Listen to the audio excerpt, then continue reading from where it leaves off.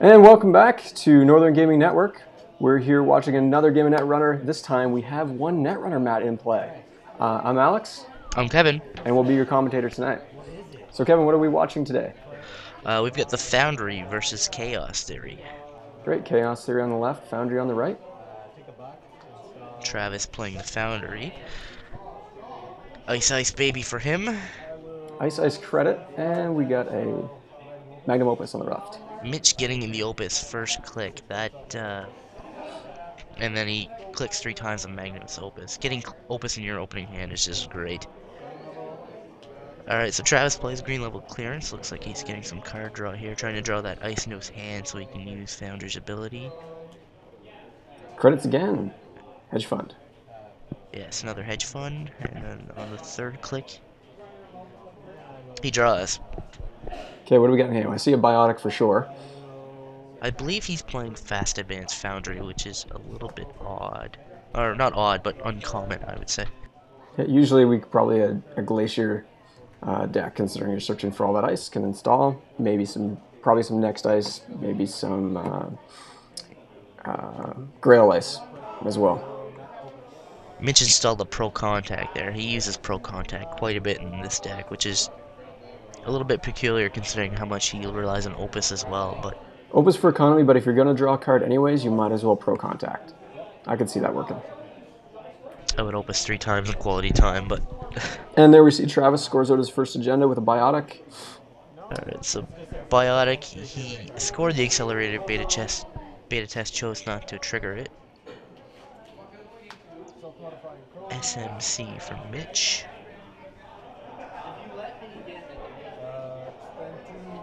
So he pops it immediately. I'm not sure what he'll get here. I know Mitch runs a lot of big programs, yeah, so he pops out the Leprechaun. Very good. So this will, I think he runs all 2 MU breakers, or at least two MU breakers. So with Magnum Opus being 2 MU, even with Chaos Theory's extra memory, he needs some help. Leprechaun will do that. Yeah, Leprechaun will definitely do that. And generally speaking, this is going to be what Chaos Theory does in most of their games. Going to try to get out a lot of programs as fast as possible. With the 40 card deck size, it's a lot easier.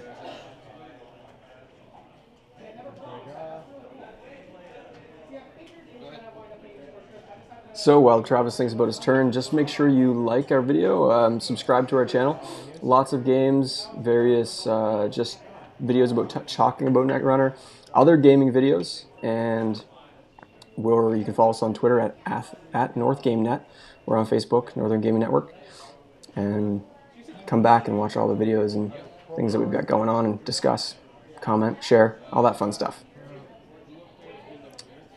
Alright, double Proco here for Mitch. There's a Levy AR Access, so...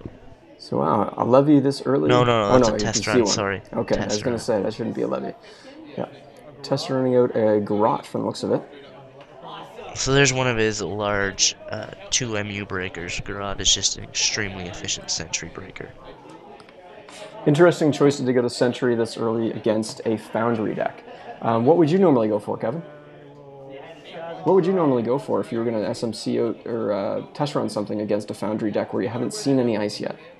I would not be. I would be running blind. Yeah, I think so too. You want to get them to spend some money so they can't just Biotic out all their agendas as soon as they draw them.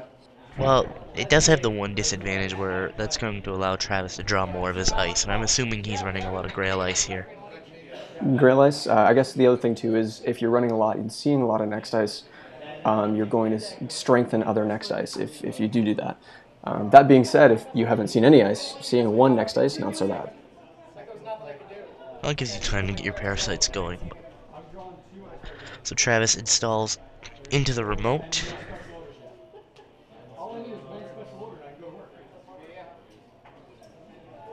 Creates a equal level of ice here, icing over archives. Maybe baiting Mitch into running it or stopping dirty laundry. Looks like he's trying to build the bottom row of his little igloo.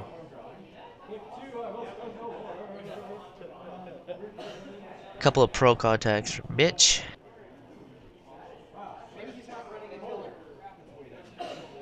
Making sure he's aware that click counter dice is not actually an agenda counter. Mitch decided what to do here. So for his third click, he plays Levy. So this allows Mitch to shuffle his archives, sorry, his heap into his stack in his hand, and then draw 5.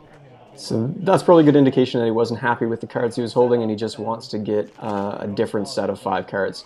He didn't have a whole lot of cards played yet, but he wants to get a shuffle and that 5-card draw. Yeah. Most shapers tend to leave levies to near the end of the game, but Mitch is playing a different deck. He's playing CT Big Rig. Levy is primarily just to get 5 cards in hand. Yep.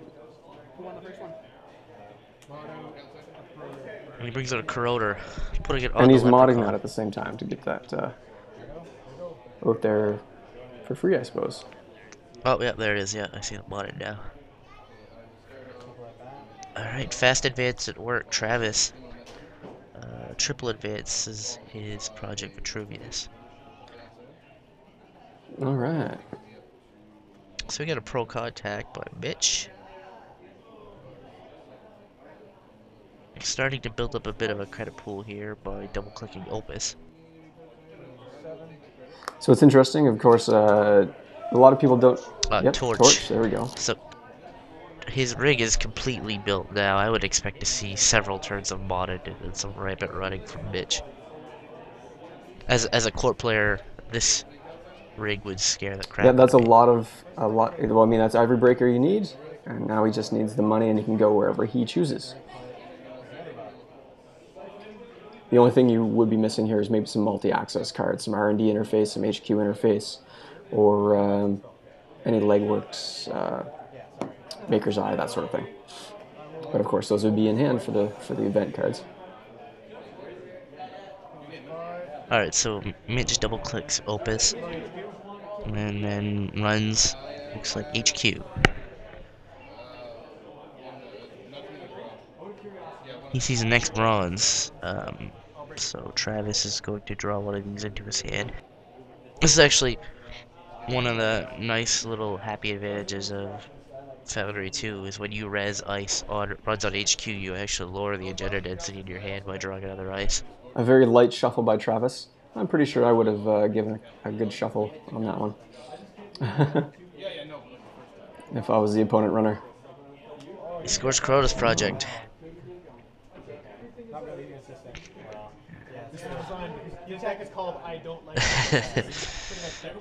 So, that was a run on HQ. Where does he go again? Does he run again? That cost him next to nothing. He runs HQ again. I think I would have tried to hit R&D here, but Mitch proves me wrong by stealing a 2-pointer. Seeing the one next ice, you know he's got probably more X and access on the table, and it's only going to make you more expensive.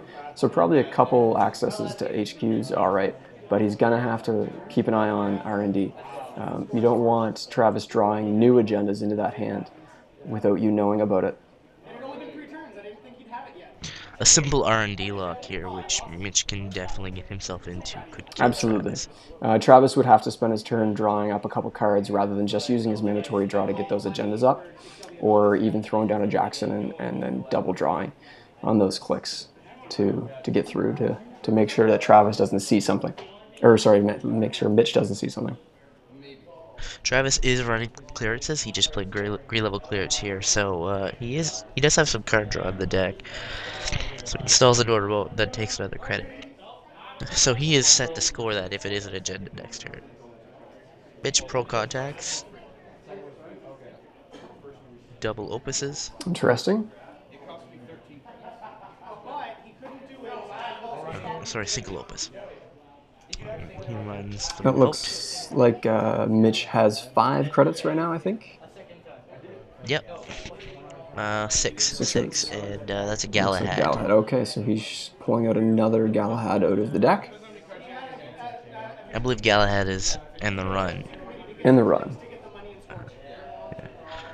So Travis shows a Galahad, 2 Galahads, so 3 other run subroutines. Mitch pays to break, pays 3. silver, so that's 2 subroutines, so that costs him 2 to break. Not too shabby. He sees an NAPD, which he can't steal, because that brought him down to 1 Yikes. credit. That's disappointing, but it is nice to know that without the credits on Travis's side, he cannot score that this turn, so he knows it's there. That certainly helps. Or Travis needs to trash this NAPD right now, because he can't score it. He knows for sure that Mitch is going to be able to steal it from him next turn. Travis 1-1. There's a possibility of putting ice over the top, but he won't be able to res it. He's on 0 credits here. So he takes 2 credits. He takes 3 credits. Takes 3 credits, trashes an unknown. So Mitch triple opuses, bringing him to 9.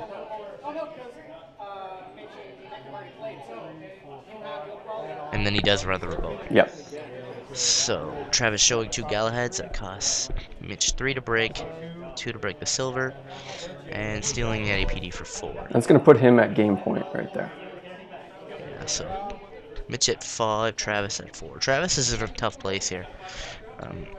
He needs to either put out an advanceable trap to get Mitch to run on that remote. That looks like an agenda. Maybe ice over it. He could afford it, but he wouldn't be able to afford to res it. Unless it was something cheap. Take a credit that yeah, he'd be able to res a bronze. They only 1 credit because he's going to pay 2 to build over that. Yeah, so he'd have to take a credit Then and install. Takes 2 credits. Okay, so he doesn't install anything. He does install and then takes 2 credits. So what do we install? We don't know yet. Hard to tell.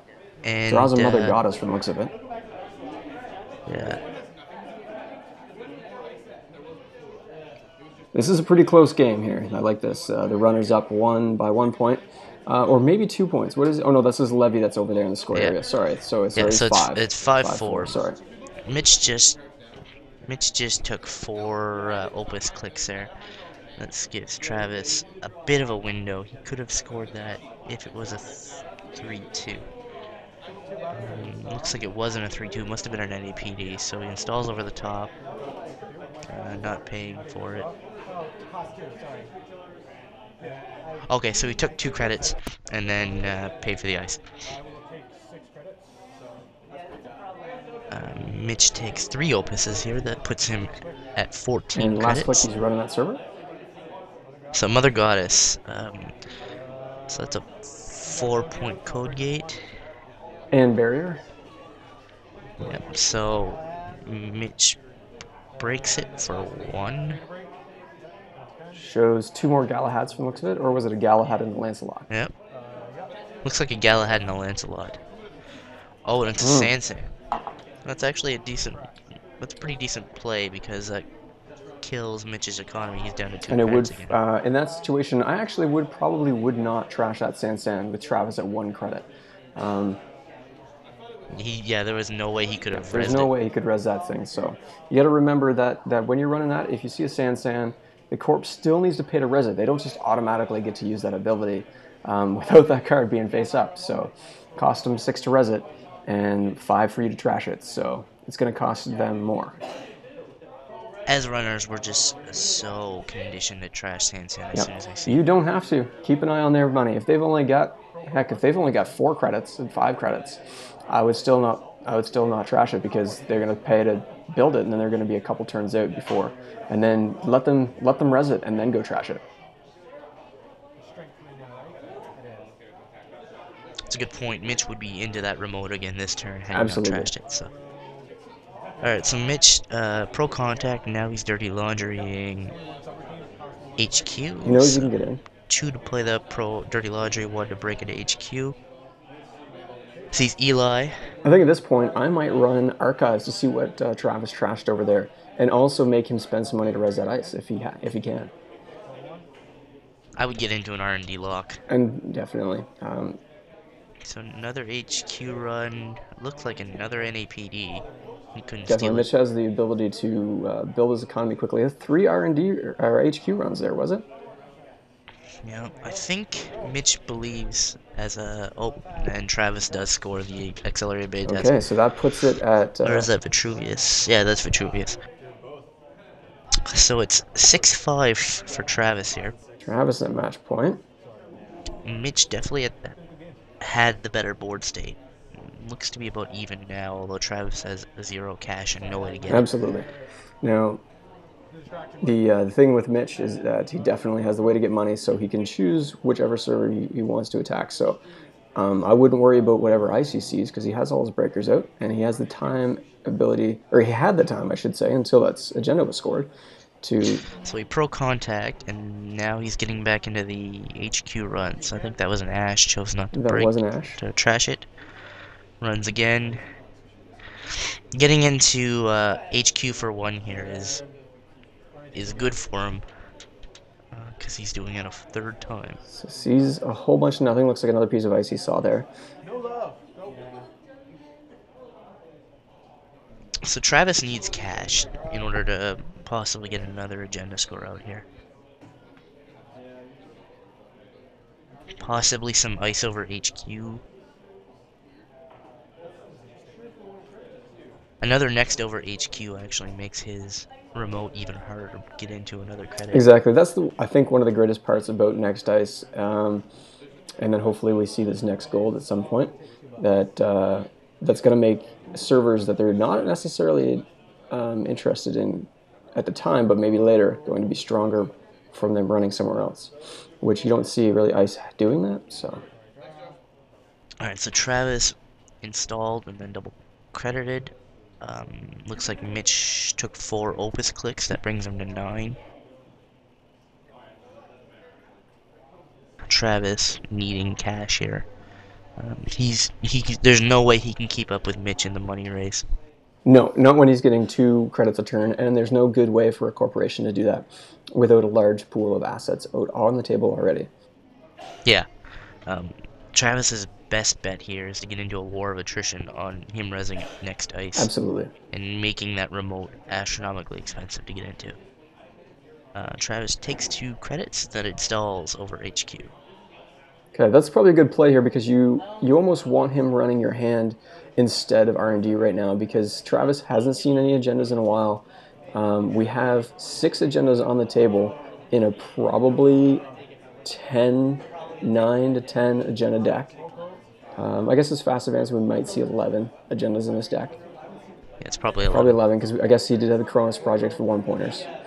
So if he's got 6, that's 5 in a pretty good looking stack of cards.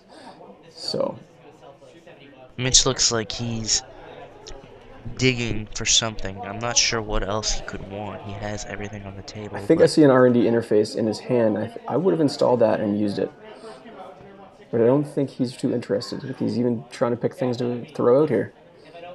So he pro-contacted up to 13 credits. 13 to 3, Travis. Possibly another ice over HQ. Would be a great time for a hedge fund. Absolutely.